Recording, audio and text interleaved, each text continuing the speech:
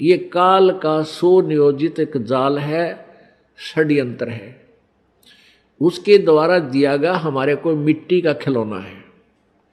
बेटा और बेटी ये मिट्टी के खिलौने बनाकर हमारे को दे दिए और हम इनको अपना इन्हीं में उलझे हुए हैं। कल को पुत्र की मृत्यु हो जाती है, अपने हाथों फूकाते हैं, राख बन जाती है, उसकी शकल सूरत भी पहचान में नहीं आती, ये कौन था, कहाँ गया।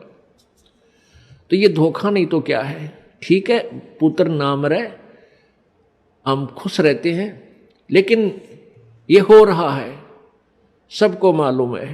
पुत्री मर जाती है, पत्नी मर जाती है, पति मर जाता है, माता पिता की मृत्यु होती है, कहाँ गए, वो राख बन जाती है। तो ये कैसा हमारे साथ धोखा किया इसने।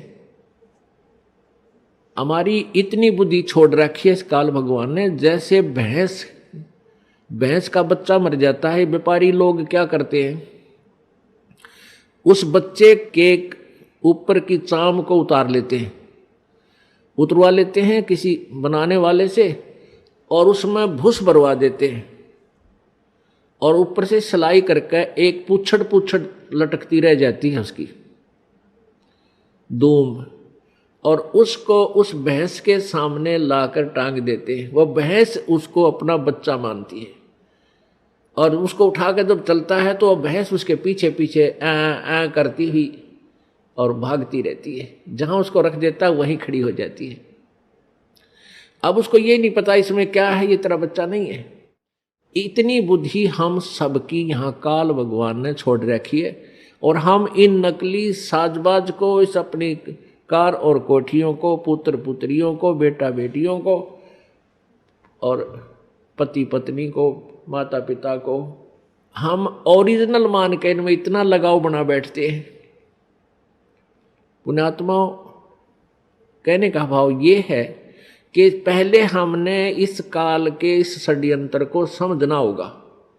फिर षड्यंत्र समझ में आने के बाद फिर क्या है कि जैसे यहाँ कोई भी आपका बेटा है, बेटी है, माता है, पिता, बहन, भाई है, ये सभी अपने हैं।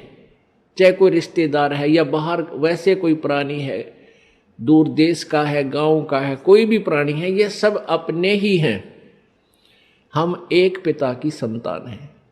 अब हम यहाँ काल के जाल में फंस गए, और यहाँ की जो मर्यादा, यहाँ की व्यवस्था, यहाँ का नियम कानून ऐसा है, तो फिर हमने अपने बच्चों को, भाइयों को, बहनों को, मित्रों को, जो भी हमारे संपर्क में आवे, उनको सबसे बड़ा उनका उपकार ये है कि उनको इस काल के जाल से परिचित करावें। और फिर आपके बेटे हैं, बेटी हैं, आपके भाई हैं, बहन हैं, माता पिता हैं, इनकी हमने सेवा करनी है। इनका जैसे भी हमारा इनको रोल है, इनके प्रति जो कर्तव्य है, वो हमने भगवान से डर कर उसको पूरा भी करना है, क्योंकि ये सभी परमात्मा के बच्चे हैं और यहाँ सभी दुखी हैं। अब जैसे माता पिता जो बूढ़े हो जाते हैं, असहाय हो जाते हैं, अब उनकी सेवा करना आपका परम कर्तव्य बना है। क्योंकि माता पिता जब बच्चा या बेटा या बेटी उत्पन्न होती है, बेटी उत्पन्न होती है, उसका तो उद्देश्य पता होता है, ये तो पराई होनी है, उसको भी प्यार से पालता है अपने सीने से लगाकर, ऐसा नहीं, क्योंकि उसको ये मालूम है कि हमें भी कोई ऐसे एक पाल कर एक बेटी देगा। और उसका मुख्य उद्देश्य बेटे के ऊपर रहता है कि बेटा बड़ा होगा, पुत्रवधू आवेगी और हम बूढ़े हो जाएंगे, हमें हमारी सेवा करेंगे, हमें बैठों को खाना देंगे, उंगली पकड़ कर इधर उधर हमें ले जाया करेंगे। तो इस उद्देश्य से वो बच्चों की परवरिश करता है, इस उमंग से रात देखता ना दिन देखता। तो जब वो बूढ़े हो जाते हैं तो वो डिजर्व करते हैं आपसे वो सेवा, और आप वो कर नहीं पाते। क्यों नहीं कर पाते? क्योंकि आपको ये नहीं मालूम कि हम यहाँ भयंकर जाल में फंसे हुए हैं, और परमात्मा ने जो हमें यहाँ कर्तव्य दिया है उसको ना निभाकर भी हम दोषी बन रहे हैं, पाप के भागी बन रहे हैं, और काल तो हमसे पाप करवाता रहता है ताकि ये मेरे जाल में फंसे रहें। तो हमने परमात्मा के विधान से परिचित होकर इन सब नातों का जो भी आपकी भूमिका है, जो भी आपका रोल दिया है, उसको निभाना है।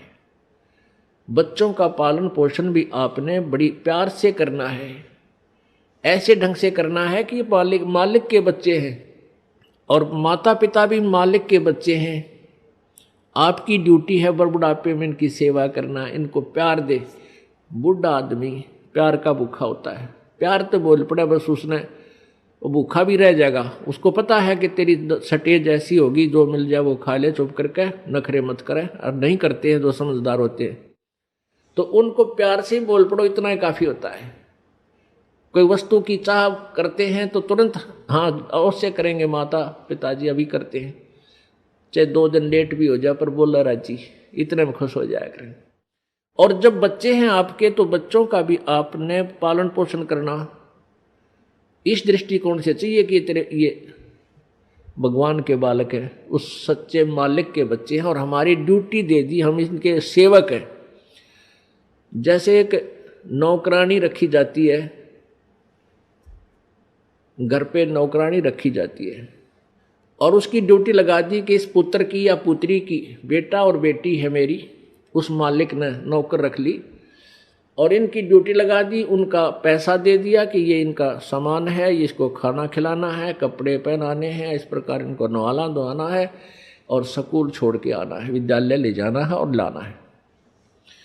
अब वो बहन, वो नौकरानी या नौकर उस मालिक के बच्चे जान के उन बच्चों की अपने बच्चों से भी ज़्यादा केयर टेक करता है। और जब उसको निकाल दिया जाता है, नौकरी से निकाल दिया जाता है, तो मुड़ के नहीं देखता फिर उन बच्चों की तरफ।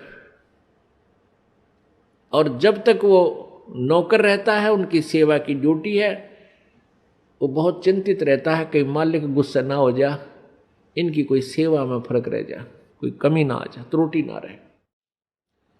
एक समय ये दास सर्विस करता था जब जेई की पोस्ट पे, जहां हमारा कार्यालय था उससे 2 मकान छोड़कर एक बड़े साहूकार सेठ का मकान था।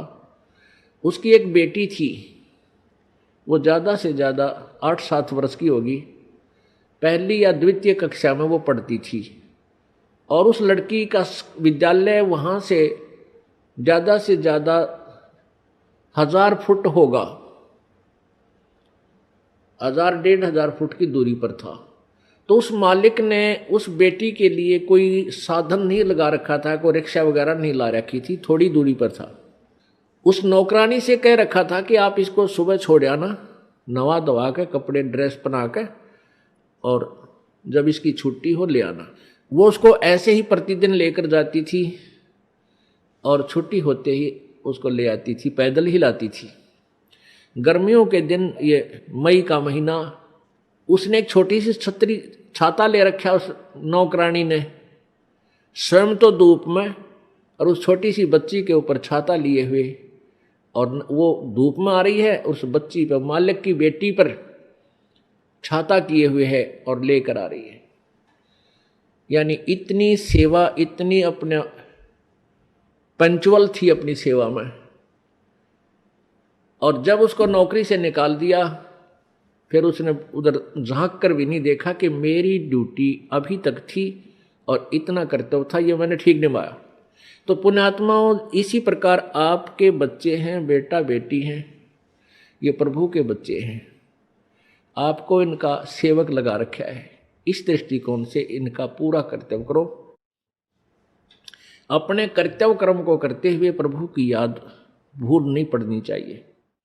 और जब यहाँ से जाने का समय आएगा, नौकरी से आपको निकालेंगे, आपके मन में अगर हृदय से ये बात होगी कि मेरा बेटा नहीं है, मेरी बेटी नहीं है, ये मालिक के बच्चे हैं, ठीक है, नाता कुछ भी जोड़ दिया अब हमारा है, सामाजिक नाता भी बेटा बेटी का है, लेकिन ये मालिक के, वास्तव में परमात्मा के बच्चे हैं। और जब हम चलेंगे यहाँ से छोड़कर, तो हमारी ममता इनमें नहीं हो सकती। यदि हम इस ज्ञान आधार से सोचेंगे और यदि हम उस पशु की तरह उस पुतले को अपना माने बैठे रहेंगे, तो धक्के उसके पीछे पीछे धक्के खाते ही रहेंगे। मान ले आपकी मृत्यु होने लगी, ये आध्यात्मिक तत्व ज्ञान है पुण्यात्माओं, जो तुमने यहाँ से पीछा छुटवाना है। यदि आपको ये ज्ञान हुआ नहीं, भक्ति कर रहे हो, सुख भी देगा भगवान, आपके दुख भी दूर करेगा, आपको धन भी देगा, बहुत सुख कर देगा। और इस ज्ञान की भूल पड़ते ही आपको यहीं फंसा लेगा। आपकी मृत्यु होने लगी, आपके पास कोई बेटा या बेटी आकर रोने लग जाएगा, आपकी ममता उसके उधर फंस जाएगी, क्या होगा मेरे बच्चे का, कौन संभालेगा इसको। और फिर मृत्यु होगी तो आपकी आस्था उस बेटा या बेटी में रह गई। मृत्यु होकर के फिर वहीं कुतिया आकर बन जा मनमाने उसी गली में, या कुत्ता बन गया, उड़े सैर सपट्टे करता रहेगा। फिर बेटे भी ना मिलने, ना बेटियां दौड़ बैठ सकता। एक परिवार ने खीर बनाई थी, खीर का पात्र था, उसमें सर्फ पड़ गया, पड़ते ही वो मर गया, अंदर बैठ गया नीचे। वहां उनकी एक पालतू कुत्ती थी, मतलब जैसे वह वैसे पाली हुई नहीं थी, गली में घूमती फिरती, आ जाती, बैठ जाती, उसको रोटी राटी डाल देती, वो वहाँ बैठ जाती थी। तो उसने क्या किया, वो सारी खीर पंजे के साथ खंडा दी, वह डाल दी, नीचे डाल दी। उधर से घरवाला ने देखा कि इसने तो भाई कमाल कर दिया, आज तक ये ऐसी गलती नहीं करती थी, आज तक इसने बड़े बड़ाए भोजन का नाश कर दिया। उसका तुम्हारा लठ, वह तो गई ट्या ट्या करती। फिर वो खीर को संभालने लगे, बाहर नीचे पड़ी थी, वो तो पड़ी थी, अंदर झांक कर देखा उसमें कितनी बच रही है, उसमें काला सांप सर्प अंदर पड़ा।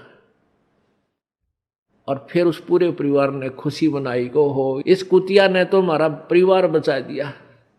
फिर उसने ल्याव पकड़ कर वो आगन बाजा के उधर लठला गिरा। फिर किसी से पूछा, भाई ये कोई वैसे ही कोई मौत होती है? एक व्यक्ति आ गया जो थोड़ी बहुत भविष्य की या बैक की जाने था, उससे पूछने लग गया कि ये क्या कारण है, इसने आदमी भी नहीं कर सकता, ऐसा काम कर दिया इस कुतिया ने। तो उसने बताया तेरी दादी थी, या तेरी दादी थी पहले हैं, और इसकी आस्था भैया मरन लगी जब थारे में रहेगी, या कुतिया बन गई। और अच्छी पुण्यात्मा थी, पहले भी दयालु थी, और जो तुरंत मनुष्य जोनी से पशु जोनी में आता है, उसमें थोड़ी बहुत लक्षण अच्छे होते हैं। जैसे कई कुत्ते हैं बड़े समझदार, मनुष्यों की तरह ही सारे काम कर देते हैं, वो तुरंत मनुष्य जोनी से आए हुए होते हैं। तो पुण्यात्मा फिर आप वहाँ कुत्ते बन का बैठोगे। तो अध्यात्म, यदि आपने इस विद्यालय में प्रवेश पाया है, पहले इसका उद्देश्य समझ लेना। इस विद्यालय का उद्देश्य है आपका यहाँ जन्म मृत्यु से सदा के लिए झंझट छुटवा देना, और सतलोक में वहाँ भेज देना जहाँ कभी दुख नहीं, कभी मृत्यु नहीं, कोई रोग नहीं, कोई कोढ़ नहीं, कोई आपदा नहीं आती, किसी चीज का अभाव नहीं, जहां हम पहले रहते थे। अब जब तक आप मालिक के चरणों में रहोगे तो यहाँ का सुख तो आपको मिलेगा। आपके भाग्य में ना होगा तो भी दाता आपको देगा। ये दयालु है, ये समर्थ है, इसके पास फुल पावर है।